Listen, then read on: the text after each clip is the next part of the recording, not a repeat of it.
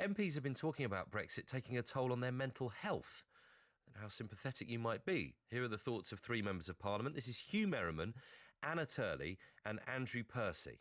Do you know, I've lost a lot of weight, which might be a good thing. But I mean, I've gone from a sort of over a 34 to a almost under a 30 now.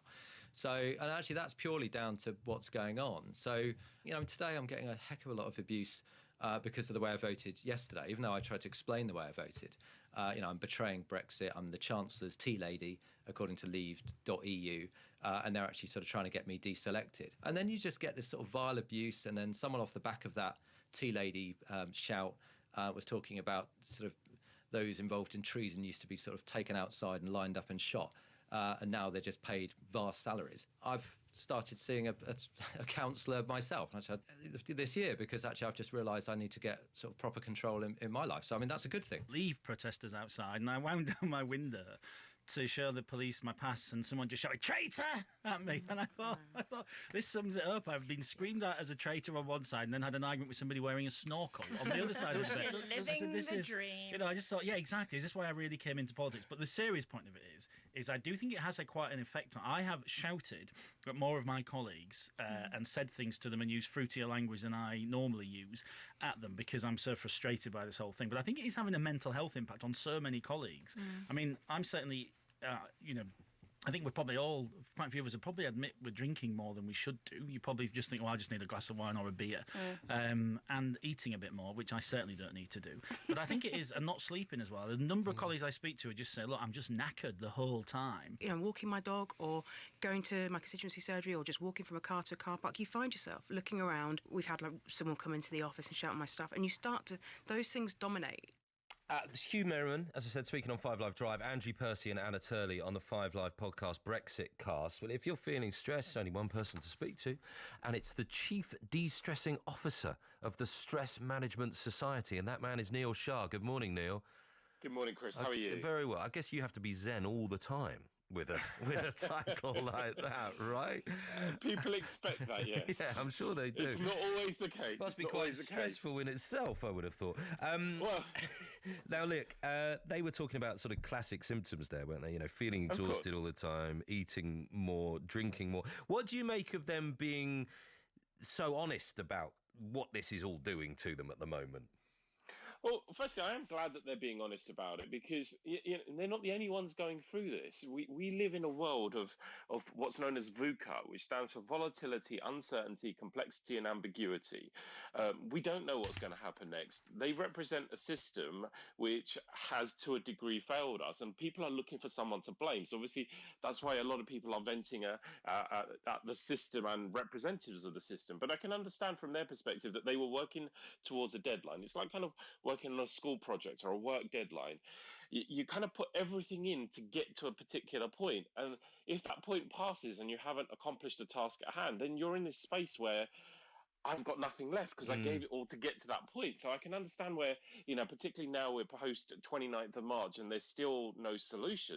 There's probably a lot of people that are part of the political system that are exhausted and are not able to maintain that state anymore. I saw a tweet by Stephen Bush, who's the political editor of the New Statesman. This isn't a political point, but he says something I think about a lot. One of the many things that unites most British voters is a desire for Brexit to be over, in quotes, so they can go back to not thinking about it and on to other things. But that is the one thing that no outcome, whether it be Brexit or no Brexit, can deliver, which I thought was an interesting way of putting it. So no light at the end of the tunnel, that's what you're talking about. But I wonder as well, if you're going through this and probably, despite what they're saying publicly there, getting a huge amount of sympathy from the public, I wonder if that kind of adds into it as well, that you're getting up, you're thinking you're doing the best you can in your job, you're doing long hours, you're doing all of that, but then when you turn around, the public is still metaphorically throwing rotten fruit at you. Yeah, and it's I'm sure there are people out there that work in other organisations that kind of feel the same ways. No matter how hard I work, no matter how much I put on, it's just not recognised. And I can understand how that would make you feel. And it's sad and it's tough, but it's said it's not just the political system and politicians that are going through this. I think we're all feeling this to a degree where it's just like there is no light at the end of the tunnel. I don't know how this is going to get resolved, and having problems doesn't necessarily need to be stressful. In fact, some people's whole existence, their whole job, like scientists and people in particular industries, their whole existence is about solving problems. It's when it becomes difficult to resolve those problems does it start to become stressful. Well, I thought it was quite interesting that one of those MPs was saying, well, I've been shouting a lot more at my colleagues than I normally would, and you only have to spend a bit of time watching BBC Parliament or following the news to see the kind of levels of tension and stress in that particular building. So, in a way, MPs are kind of complicit in each other's stress levels, which you must see in other workplaces as well, I would have thought. Oh, absolutely. And I think just to kind of put this into perspective, we really do need to take the time to understand what stress is and what purpose it serves. It's the fight or flight response given to us by nature as a survival mechanism to fight or run away from whatever's causing that stress. When it's the saber-toothed tiger jumping out in the jungle in front of you, you've got two choices: is leg it or do your best to overpower it. Your body has gone into a state to best equip you to do so. Perfectly fine in a life-threatening situation. In the kind of experiences that we're talking about now, you have gone into a state of physical preparedness. You are going to be more aggressive because that's the state that nature has put you in, which is why we're seeing people reacting in the way that we are. They're not set up to think clearly, to problem solve, to think laterally. So actually the state that they're in, the fact that they're stressed, is actually taking them away from finding solutions. It's actually becoming a counterproductive Right. response. So that's why we're in this mess. Rob in Taunton says, poor MPs, do me a favour. I will keep my sympathy for all the poor people who struggle to pay their bills. That's his view.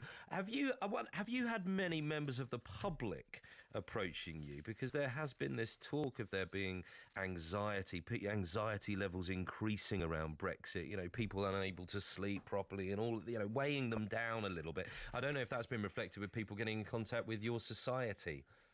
Yeah, and it's not just Brexit. To be perfectly honest, this has been building for many, many years. We have now got to the point where it's probably one of the biggest issues impacting modern society, and I think we're finally starting to talk about it. We're at the stage where the main cause of death in a man under the age of 45 in Britain today is suicide. Yeah, That's 84 men terrible. every week. And, there are people that are seriously compromised, and some people that are basically taking quite extreme courses of action against their mental emotional state.